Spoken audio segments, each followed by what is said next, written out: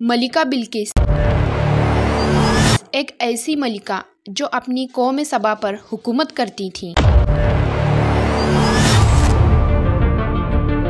لیکن اس کی اصل شخصیت ایک راز ہے۔ کچھ کہتے ہیں وہ صرف ایک عظیم رانی تھی، اور کچھ مفسرین لکھتے ہیں کہ وہ آدھی انسان تھی اور آدھی جن۔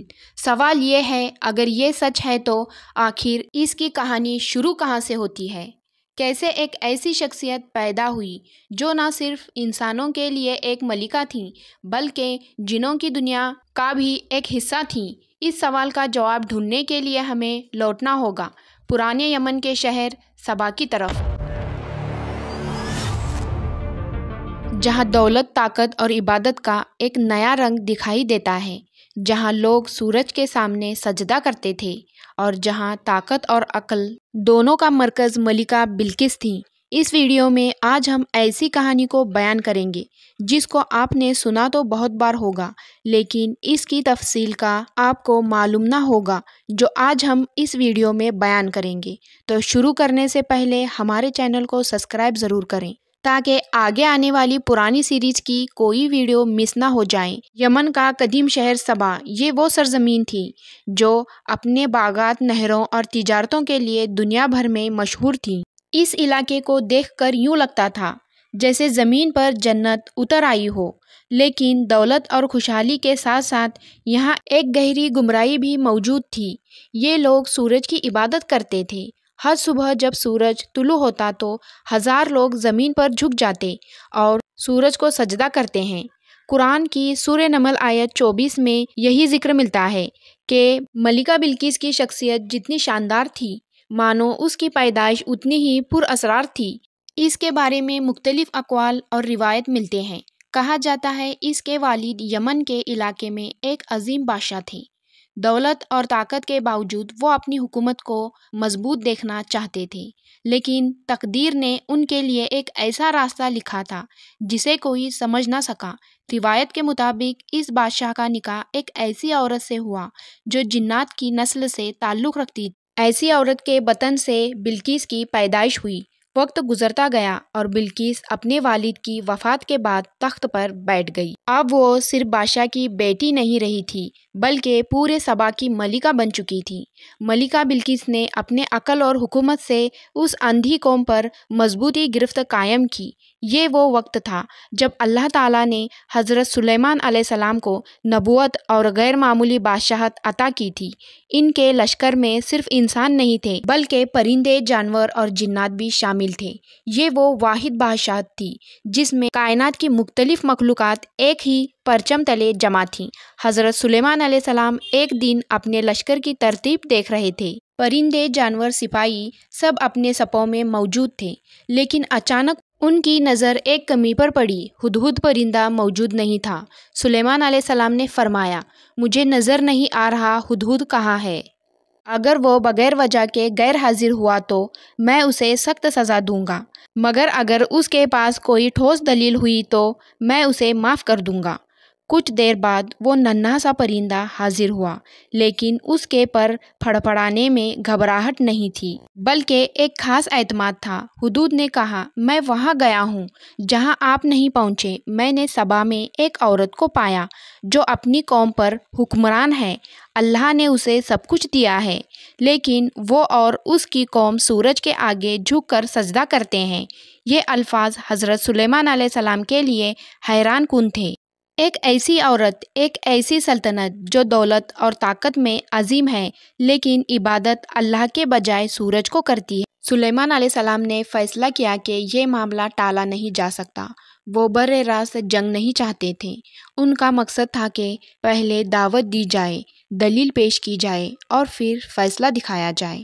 چنانچہ انہوں نے ایک خط لکھا، ایک مختصر لیکن نہایت واضح پیغام لکھا۔ یہ خط سلیمان کی طرف سے ہے اور یہ اللہ کے نام سے ہے جو بڑا مہربان، نہایت رحیم والا ہے۔ مجھ پر سرکشی نہ کرو اور میرے پاس فرما بردار ہو کر حاضر ہو جاؤ۔ یہ خط نہ لمبا تھا بلکہ ایک سیدھا پیغام تھا، تمہارا رب سورج نہیں بلکہ اللہ ہے۔ حضرت سلیمان علیہ السلام نے وہ خط ہدہد کے سپرد کیا۔ یہ ننھا سا پرندہ اڑتا ہوا سبا کے محل تک پہنچ گیا۔ جب اس نے خط پڑھا تو لمحہ بھر کو خاموش ہو گئی۔ پہلی بار اس کے سامنے ایک ایسی دعوت آئی تھی جو اس کے تمام عقیدے، اس کی تمام بادشاہت، اس کی پوری تاریخ کو چیلنج کر رہی تھی۔ یہ دعوت تھی اللہ کی بندگی کی طرف۔ ملکہ بلقیس اپنے تخت پر بیٹھی تھی۔ سب جانتے تھے کہ آج کچھ غیر معمولی ہونے والا ہے، بلکہ اس نے اپنے نرم مگر باوقار لہجے میں کہا، میرے پاس ایک خط آیا ہے۔ یہ سنتے ہی دربار کے لوگ چونک اٹھے۔ خط، اور وہ بھی ملکہ کے لیے؟ یہ کوئی عام بات نہیں تھی، بلکہ اس نے خط کھول کر بلند آواز میں پڑھنا شروع کیا۔ خط سلیمان کی طرف سے ہے۔ میرے خلاف سرکشی نہ کرنا، بلکہ میرے پاس اطاعت کرتے ہوئے آ جانا۔ یہ الفاظ پورے ہال میں گونج اٹھے۔ ایک لمحے کے لیے سب خاموش ہو گئے، پھر سرگوشیاں شروع ہو گئیں۔ اس نے وزیروں کی طرف نگاہ ڈالی اور کہا، اے سرداروں، مجھے اس معاملے پر تمہاری رائے چاہیے۔ ایک وزیر آگے بڑھا اور غرور بھرے لہجے میں بولا، ہم ایک بڑی سلطنت ہیں، ہماری فوجیں طاقتور ہیں، اگر سلیمان جنگ چاہتا ہے تو ہم اس کا مقابلہ کریں گے۔ ملکہ بلقیس جانتی تھی کہ سیدھا انکار یا سیدھی جنگ اس کی قوم کو بربادی کی طرف دھکیل دے گی۔ وہ چاہتی تھی پہلے معاملے کی حقیقت کو جانچا جائے۔ چند لمحے خاموشی کے بعد اس نے فیصلہ سنا دیا، ہم فوراً سلیمان کو تحائف بھیجیں گے، ایسے تحائف جو ہماری دولت، ہماری شان اور ہماری عزت کا اظہار کریں۔ اگر وہ یہ تحائف قبول کر لیتا ہے تو سمجھو اس کا مقصد صرف طاقت اور دولت ہے، اور اگر وہ انکار کر دیتا ہے تو پھر یہ بات ثابت ہو جائے گی کہ وہ واقعی اللہ کے پیغمبر ہیں۔ سب جان گئے کہ ملکہ کا فیصلہ نہایت حکمت بھرا ہے۔ وہ ایک ہی وار میں دشمن کے اصل ارادے کو پرکھ لینا چاہتی تھی۔ چنانچہ قافلے تیار ہونے لگے۔ اونٹوں پر قیمتی سونے کے زیورات، خوشبوئیں، ہیرے جواہرات، نایاب تحائف، یہ سب کچھ ایک قافلے میں لادایا گیا۔ سبا کی زمین سے روانہ ہو کر یہ قافلہ حضرت سلیمان علیہ السلام کے دربار کی طرف بڑھنے لگا۔ لیکن بلقیس کے دل میں ایک اور سوال بھی جاگ اٹھا تھا، یہ سلیمان کون ہے؟ یہ کیسے ممکن ہے کہ وہ محض طاقتور بادشاہ نہ ہو، بلکہ کوئی ایسی ہستی ہو جو زمین و آسمان کے راز جانتی ہے؟ یہی وہ تجسس تھا جس نے ملکہ کو اس سفر کی طرف دھکیل دیا جو اسے ہمیشہ کے لیے بدلنے والا تھا۔ سبا سے روانہ ہونے والا قافلہ دنوں کا سفر طے کرتا ہوا بالآخر سلیمان علیہ السلام کی بادشاہت کی سرحدوں میں داخل ہوا۔ ان کے اوپر لدے ہوئے سونے کے ڈھیر، نایاب جواہرات، خوشبوئیں، ریشمی کپڑے اور ہاتھیوں پر سجے دھائیں، یہ سب دیکھنے والوں کی آنکھیں حیران ہو گئیں۔ لیکن حضرت سلیمان علیہ السلام کا دربار کوئی عام دربار نہ تھا۔ یہ وہ مقام تھا جہاں انسان، پرندے اور جن سب اکٹھے تھے۔ زمین پر سپاہیوں کی صفیں تھیں، فضا میں پرندے پرواز کر رہے تھے اور جنات اپنی اپنی ذمہ داریوں میں لگے ہوئے تھے۔ یہ منظر دیکھ کر قافلے کے نمائندے سہم گئے۔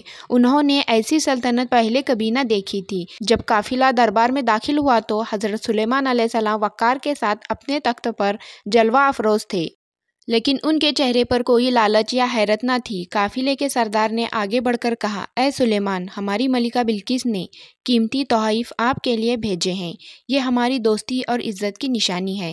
حضرت سلیمان علیہ السلام نے ایک لمحے کے لیے تحائف کی طرف دیکھا، پھر اپنے مضبوط لہجے میں فرمایا، کیا تم مجھے مال و دولت سے راضی کرنا چاہتے ہو؟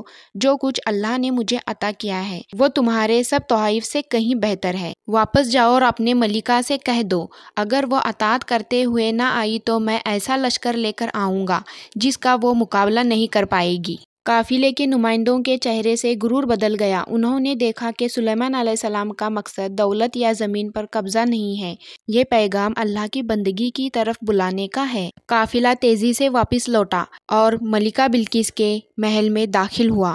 دوسری طرف حضرت سلیمان علیہ السلام نے اپنے دربار میں ایک اور اعلان کیا۔ انہوں نے اپنے وزیروں اور جنات سے کہا، بلکہ اس کو میرے پاس لانے سے پہلے کیا کوئی اس کا تخت یہاں میرے سامنے لا سکتا ہے؟ یہ سوال معمولی نہ تھا۔ یہ تخت اس کی سلطنت کی پہچان تھا، اس کی شان کا مرکز تھا۔ اسے یمن سے فلسطین تک لانا کوئی آسان بات نہ تھی، لیکن یہ حضرت سلیمان علیہ السلام کا حکم تھا۔ ایک طاقتور جن آگے بڑھا اور بولا، میں یہ تخت آپ کے پاس لے آؤں گا، اس سے پہلے کہ آپ اپنی جگہ سے اٹھیں۔ پھر ایک اور شخصیت جس کے پاس کتاب کا علم تھا، اس نے کہا، میں یہ تخت آپ کے پاس پلک جھپکنے سے پہلے لے آ سکتا ہوں۔ اس نے یہ کہا اور اگلے ہی لمحے بلقیس کا تخت سلیمان علیہ السلام کے سامنے موجود تھا۔ یہ منظر وہاں موجود سب کے لیے ناقابل یقین تھا۔ سلیمان علیہ السلام نے شکر ادا کیا اور کہا، یہ سب میرے رب کا فضل ہے۔ سلیمان علیہ السلام نے اللہ کا شکر ادا کر لیا کہ جب بلقیس ان کے پاس آئے گی تو اسے ایک ایسا منظر دکھایا جائے جو اس کی آنکھوں سے پردے ہٹا دے، اسے یہ یقین دلایا جائے کہ یہ معاملہ طاقت یا دنیا کا نہیں بلکہ اللہ کی بندگی کی دعوت کا ہے۔ کے دربار میں واپسی پر قافلے نے جو خبریں سنائیں وہ بلقیس کے لیے چونکا دینے والی تھیں۔ تحائف واپس کر دیے گئے اور یہ پیغام بھی بھیجا گیا کہ اگر اطاعت نہ کی گئی تو ایک ایسا لشکر لے آئے گا جو سبا کی سرزمین کو رون ڈالے گا۔ بلقیس خاموشی سے سب سنتی رہی۔ اس کے چہرے پر غصہ نہیں بلکہ حیرت اور خوف کے اثرات تھے۔ اس نے سوچا، اگر یہ سلیمان محض ایک بادشاہ ہوتا تو دولت قبول کر لیتا، لیکن اس نے مال کو ٹھکرا دیا۔ اس کی سلطنت عام نہیں۔ چنانچہ بلقیس نے فیصلہ کیا کہ وہ خود حضرت سلیمان علیہ السلام سے ملاقات کرے گی۔ یہ سفر نہ صرف ایک رانی کا تھا بلکہ ایک قوم کے مستقبل کا فیصلہ بھی تھا۔ دن گزرتے گئے، قافلہ چلتا رہا اور آخر کار وہ لمحہ آیا جب بلقیس سلیمان علیہ السلام کے دربار میں پہنچ گئی۔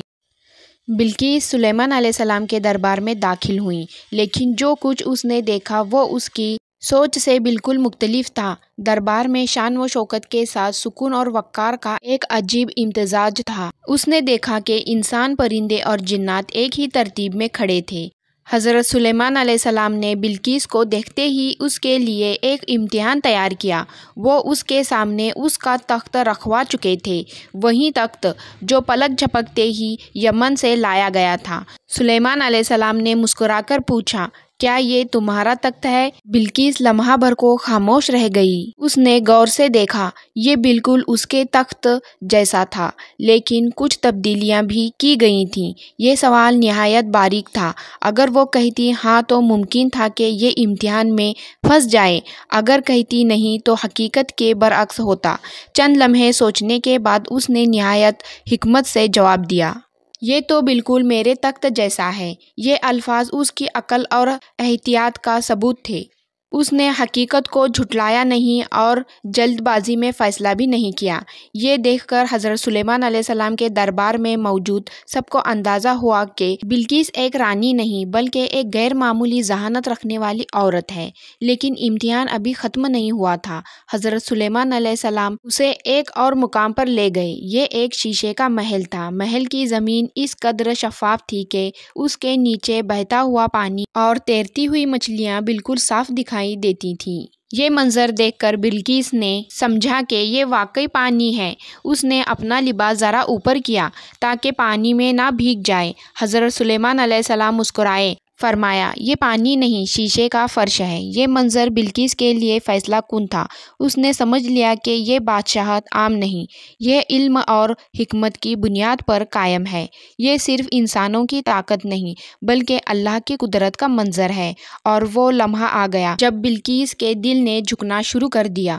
اس نے اپنے لبوں سے وہ کلمات ادا کیے جنہوں نے اس کی زندگی بدل دی۔ میں اللہ پر ایمان لاتی ہوں جو سلیمان کا رب بھی ہے اور میرا بھی رب ہے۔ یہ جملہ اس کے ماضی کے تمام غرور اور شک کو توڑ گیا۔ سورج کی پوجا کرنے والی ایک عظیم سلطنت کی رانی واحد لشکر کی بندگی میں داخل ہو چکی تھی۔ اس طرح ملکہ بلقیس اللہ کی عبادت کرنے لگی۔ اگر میری ویڈیو آپ کو اچھی لگی ہو تو میرے چینل کو سبسکرائب اور لائک کرنا نہ بھولیے گا۔